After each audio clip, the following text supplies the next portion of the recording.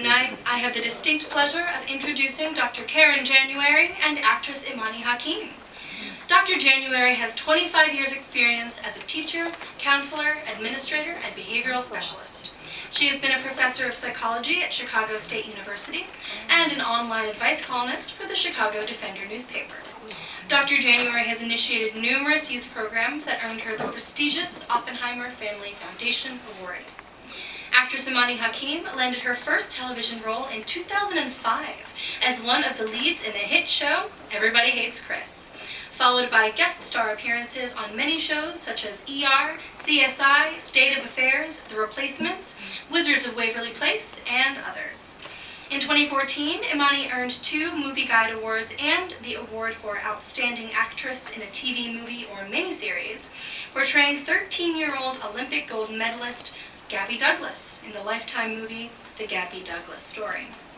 She had a lead role in Chocolate City, co-starring Vivica Fox, and most recently in the Sundance feature Burning Sands with Alfre Woodard, and Stephen Harris. They bring us tonight Dr. January's book, Lessons Mama Never Taught Me. Good evening, everybody. Good evening. These are just some scenes from the book that I wanted to show you to pique your interest. There are a few cliffhangers, so you're probably going to want to know what happens at the end of it. This is one of the chapters, chapter 1, about Anne Marie, one of the young ladies who had many challenges, of which we'll be talking about tonight. Know that was a surprise. I did know that. That is a surprise. Okay, cool. Yeah. So I thought, and I like those clips there too. Did you? I did. I think, So does it look like an upcoming movie, maybe? Yeah. Oh. I think it's cool because most of the time people are more visual anyway. So Yes. once you put something on the paper, but then you add a visual to it, you can grasp it a lot Absolutely. easier. You can see it better. Mm-hmm. And some people are visual learners, as we all know, audio or, kinesthetic, they want to touch. So this way I thought I could reach everybody and you would get a pretty good idea of what's going on. But the book needed to be written because I was seeing that our young girls were being consumed by pop culture created by the media and technology. And I'm talking about reality shows and social media. So they have kind of like consumed them and drawn them in, and we know there's a lot of problems like that. I was looking at some of the reality shows because I work with young people who are at ages 10 to 17 that are locked up for first, second degree murder, armed robbery, those kind of things. And so that kind of inspired me to write this book because a lot of the young ladies would tell me, I have no mother, role model, no support system in the home. And I would ask them, well, what kind of things do you think that if your mother had taught you, you would have done better? And so we started, looking at some of the issues and topics. And some of those, of course, are self-esteem, but of course that can't be taught. That's something that has to be in the home as you're growing up. And we talked about body image. A lot of our girls have problems with that now. And as a therapist, I have young people coming to me, 5-year-olds saying, I don't like my nose. I'm too this. I want to fix this on my body. These are 5-year-olds. Where are they getting this from? Well, we know from the media, definitely. So that definitely presents a problem. So, Absolutely. How do you learn from the very beginning without, and you don't have a family because half the marriages are in divorce. So the other half is probably struggling somehow in another crazy way. So there's really no sense of community or family to begin that basic understanding. you are so correct. We've almost lost, I think, the village. We used to have a village. Oh, I'm sorry. Basically, I just feel too like technology is the new drug for young and old. It's a big problem. It's like it's everywhere. You Finding can't. a lot of mothers and people in support systems that are not doing that. That's why I wrote the book. So it's almost like a blueprint. You have to have something, a guide, for them to go through to be able to get through some of these issues and topics. But there's so many. I talk about sexual assault. First of all, there are 10 women that tell their story of different challenges they went through. In fact, they really went through hell in them telling the story. Some of them they had to stop. They were crying. It was a catharsis thing. So they told their stories about lessons they felt their mothers didn't teach them and why they had so many problems and challenges in life. So, the main thing is to start early. We wait sometimes until these girls are teenagers. And not only that, let me stop saying girls, because this information is not only for young girls. What about our young boys and our men too? They need to have this, information too. So we need to talk to, both of them. Fathers need to talk to their sons and their young boys, and the mothers need to talk to their young girls, and maybe we can have a happy medium. But it definitely starts early in the home, and research is saying between the ages of 5 and 6. If you wait to tell a young girl 16, look, you shouldn't be doing that, you know what you're going to get. The attitude, quick, fast, and in a hurry. So if you start young teaching them these things, like decision making, we just assume, oh, they'll get it. They'll know how to make decisions. But you can start young. Let them decide, okay, what do you want to wear today? What vegetables do you want to eat? Let them start making simple decisions early so that when they get older, they'll be able, to do these kind of things. Mm-hmm. Amen. Amen. I want to talk about one of the clips that you showed with Yes. Melissa. So, she was being pimped out by her mother and her cousin. So, what type of psychological issue can that cause for a young lady as she becomes an adult? What kind of trauma do you Oh, think she definitely. experienced? Post-traumatic stress disorder. And she was, the family, just briefly, because I want you to buy the book and read it. I don't want to tell you every story in it, because then you just walk out of here with your sandwich and cookie, and nobody will have a book. But anyway, the family became separated, and the mother said the only way to keep them together was for her to sell her body. So that's what she did. And a lot of people seem surprised, but there are a lot of young that girls happens. That that happens people way don't- more than we think it I happens. know. Yeah. A lot of young girls are doing that for their families, as well as a lot of young people are selling drugs for their families so that they can have, because they would tell me, well, I have to do it because otherwise we won't have a place to stay and we won't have any food on our table. So it's kind of like a catch-22. They know that it's something illegal and they shouldn't be doing, but in another point, do they want their family to be homeless and be out on the street and be hungry? So it's kind of like, which one they're going to do. So, but anyway, sexual assault, we know, is very serious. And a person like that is called, of course, a pedophile. So that person is basically attracted to pre-adolescent children. So that's what was happening there. And they say there's not really much you can do for that other than give them medication. But anyway, you'll find out what happened to her in the end. It's quite a shocking end. A lot of these women who went through these things, they tell how they healed and how they got through what they had to get through. That's why this is a good book for young girls and young women and young boys and young men, both of them. You were just speaking on the lengths that we're willing to do, what we're willing to do to help out our family. And so, since we're talking about that, let's talk about High Roller Maria in Chapter 3. There are a lot of women trafficking drugs for their lovers and sometimes their side pieces. What's a side piece? The thing on the Chicken, side. 2-piece and a biscuit? What's a side? With honey, a packet of honey? What are we talking about? I love honey. Yeah, I do too. Why do you think women find that lifestyle acceptable? Well, how do you think women fall into that? Okay, a lot of women, when they fall into that, are basically doing drugs themselves sometimes. So this is an easy out for them to hook up with someone who's already, in that, do I call it a career? It's not. Is selling drugs a career, or is it a what do we call it? Lifestyle. Lifestyle. Thank you. Absolutely, lifestyle. Yeah. So they do it for that reason, and which I guess makes sense. If you hooked up with the supplier, it certainly makes it a lot easier, for you to get your hands on it. Yeah, absolutely. So you'll have to read about her too and find out how she got out of it. She wound up selling drugs to NFL athletes. So her story is quite interesting.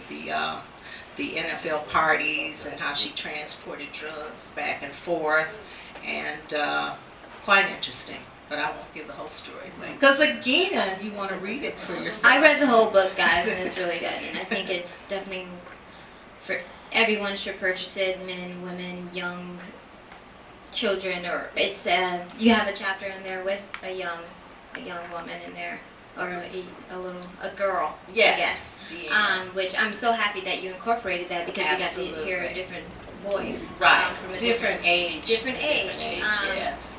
Yeah, speaking of children,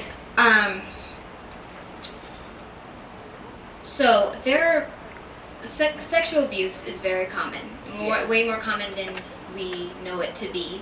And why do you think children are afraid to open up to their parents about such a touchy topic? Okay. First of all, like I keep repeating, they parents need to start talking to their children early. And if we do that, I try to do that with my children to let them know, if you feel uncomfortable, if someone's doing something to you or touching you or you don't feel right, come and let me know. But we know what happens with that. They tell them, they'll tell you, if you tell, I'm going to kill your mother, or I'm going to hurt your father, or I'm going to, do something horrible to someone in the family. So of course, if you're telling that to a little 8-10-year-old girl, what do you think they're going to do? They're going to say, I'm not going to say anything because I don't want to see my mother hurt, or I don't want to be taken away from my parents, so they don't say anything.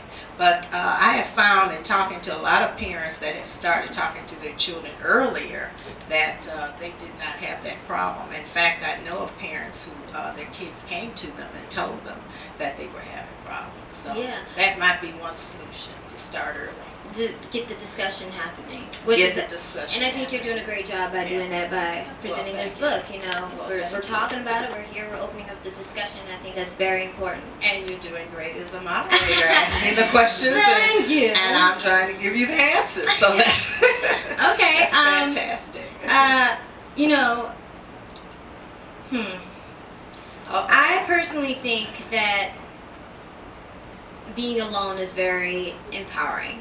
And I feel like as women, we're not told enough that it's okay to be by yourself. And sometimes we may depend or want to have that man, that we want to lean sometimes on, and not realize that there's power in being by yourself. Yes. So what are some of the things that you've learned by being by yourself? What are some powerful moments that you've had? Well, I'm not by myself. I have no, but I know. Not even being as a partner, but just having that moment to just like you said, on somebody else, like I can't make it. And there's a lot of fear in that we don't want to. We may uncover something that we don't like or want to see in ourselves. And sometimes even like the other night in Chicago, I guess you all know I'm from the Chi, the lights went out. And I'm like panicking. I don't have a TV, I don't have my radio, I don't have music. It was like, oh my gosh, what do I do now? So it was quite enlightening to just sit there in the dark with a candle and just think, and be with myself. It's okay to be with yourself. You don't always have to have somebody there with you. Absolutely. I can relate to that. Get a chance to know yourself. I wonder what anyone else thinks about that. Do you guys, like, for me, I'm in a relationship.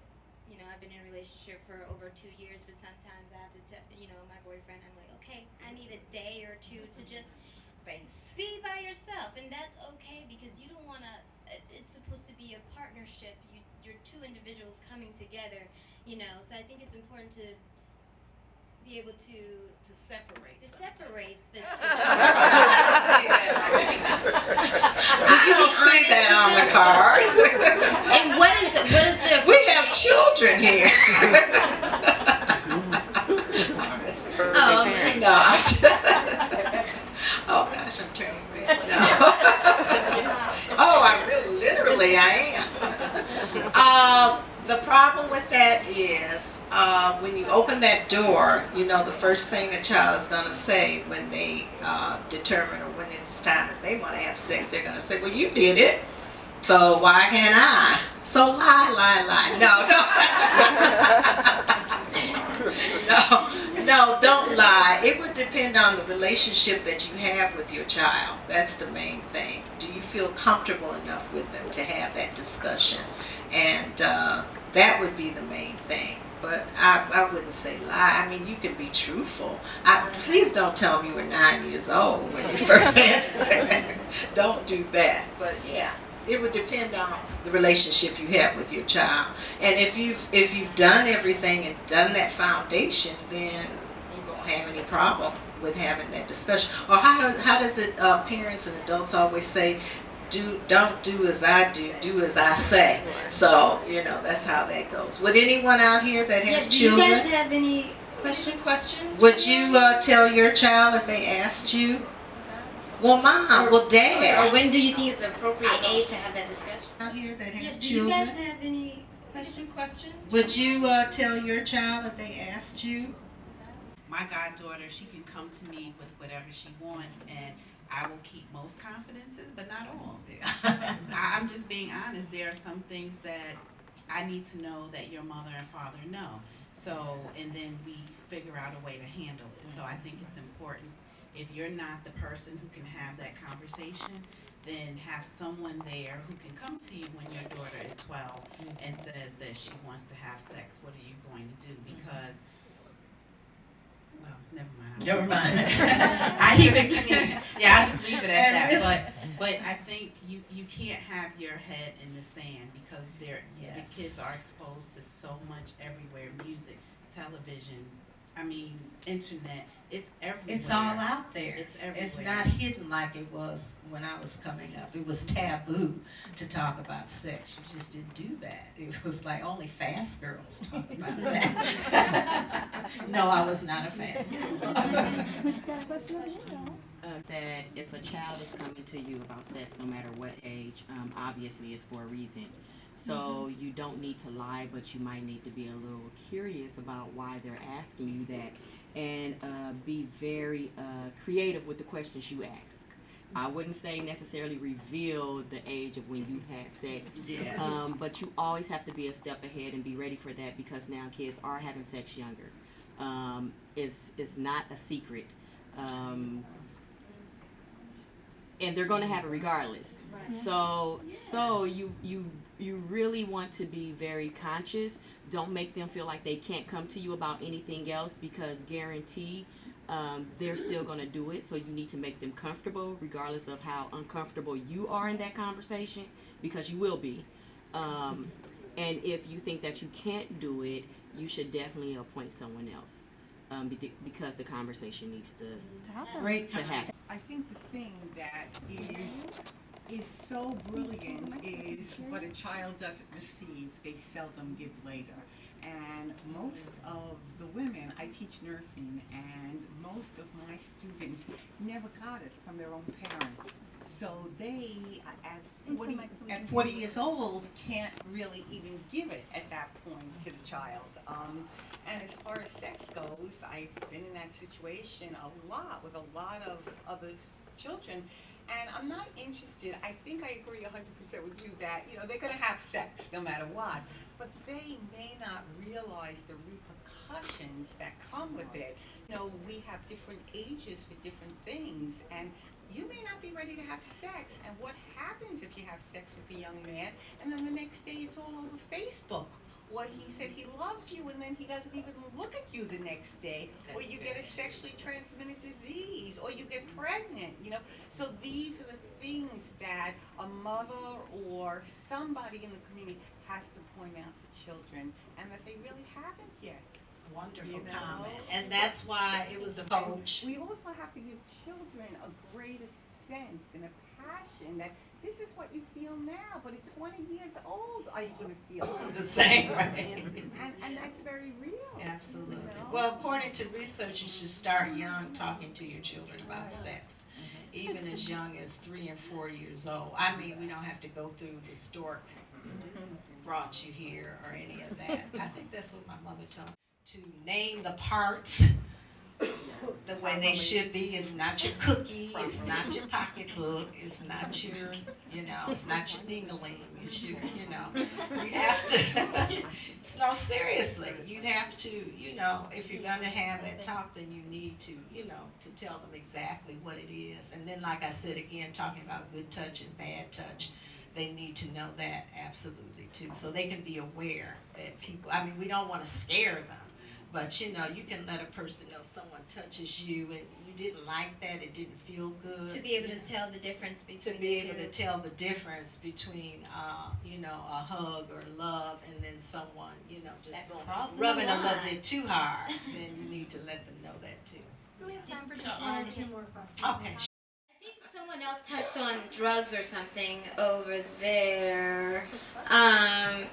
Because I think you tied sex and drugs into one thing, but we're talking about like how things are happening earlier and earlier and earlier, and how there's no way of avoiding that. So we're gonna keep going on the taboo subjects here. Did you ever use drugs? Why this question directed toward me? I'm just Or an author. did anyone out No, here what's the experience? question? Yeah, did you ever deal with that? Being tempted to deal with, because there's so much temptation Peer with sex and pressure peer and pressure all with of drugs that. and sex. Did you ever go through that? And how did you handle it? No, and no. I take the fifth. No, but you are approached as, I guess we can think back to those days of teen years. We know about peer pressure, and somebody is going to say to you, well, I know I hear my girls talking there, and they're like, oh, you haven't had sex yet? What's wrong with you? You got a problem? So it's all this pressure, and then the guys, let's talk about the guys, they, put that pressure on you too, because the famous words I always used to remember growing up was, well, if you loved me, you would be with me. And so, and I'm finding out, talking to the young ladies, it's the same old line. Nothing has changed, If you cared about me, you would do this. So that is that pressure there. And again, like I said, that's why I have this blueprint for our young ladies and for parents, mothers, whoever, support systems, to start talking to our young girls. And we've got to do that because, the more technology we start having, more social media, and they're getting answers from their friends. They figure, and we want them to have the right information. So here, and this is your little spot over here, and I'm not going to cross over there to say anything to your child, and don't you cross over here. Some parents get offended now if you say something to their child. And that's just, I think I was in some store, and the little kid was in the game section, and they were opening the box, taking all the marbles out, just carrying on, and I just politely went to the mother. I said, your son is over there, in the box. Don't you tell me. I was like, oh, I'm so sorry. So you're almost like, do you say something, to correct the behavior, or do you just let it go? But I think, what you were saying, to your point, we need to start. I try to take on 2 or 3. I do a lot of mentoring, so I talk to young girls. So I'm not just talking to people in my family. I'm outside of my family now. So if, like I said, if I see a young person on the street and I see a behavior that is unbecoming, I will approach them and say something. A lot of times we just say, let them keep doing it. But maybe no one has told them that this behavior is inappropriate or not positive. They may not even know that. When I was young and acted that way, I got a slap across the face.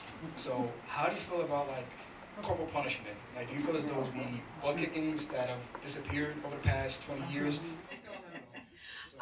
Corporal punishment. I've never believed beating a child will make, will resolve a solution. A little space. Well, you gotta. Because I think most of us have had the belt. How many of you all had the belt, the spanking? Parenting style, that's the other thing. If you have a good connection and working relationship with your child, if they're listening and not hard-headed, then you might be able to talk to them. And if not, then you have to have the strap talk to them. And, he's like, yes, I like that. Is that what you got? I mean, I got the belt, I got Yeah. the broomstick, I got whatever was in arm's reach. And certain Yes, and it made you a better person. A lot of times we know talking doesn't work because our teenagers are even, well, they've always been belligerent, but they may be getting a little bit even more now saying something. Because you have a sister, and I don't know, what type of child she is, but definitely, why do we have to call it corporal? That's like, so harsh. Because now I remember some kids saying I'm gonna call the authorities and turn you in, and now they will arrest you for child abuse. So we have to kind of figure out how far you want to go with that. Just make sure there are no whelps or nothing. Right, no, No evidence. No evidence. I'm just so excited to be here in New York, and I would like to thank you all for bringing all this wonderful, beautiful energy to me. I want to thank you, Miss Imani, and hopefully we Thank will you. get a chance to do this again in Absolutely. another city Yes. coming soon. I would like to thank my 3 sons, my family that's here, my brother-in-law and sister-in-law, my cousins, and I would like to thank Barnes & Noble for inviting me to do the book signing. I appreciate that. And I would also like to thank the women of Delta Sigma Theta Sorority Incorporated. Thank you all for coming out. You came from what? Manhattan, Brooklyn, Bronx. Okay. Big round of applause for Dr. Karen January.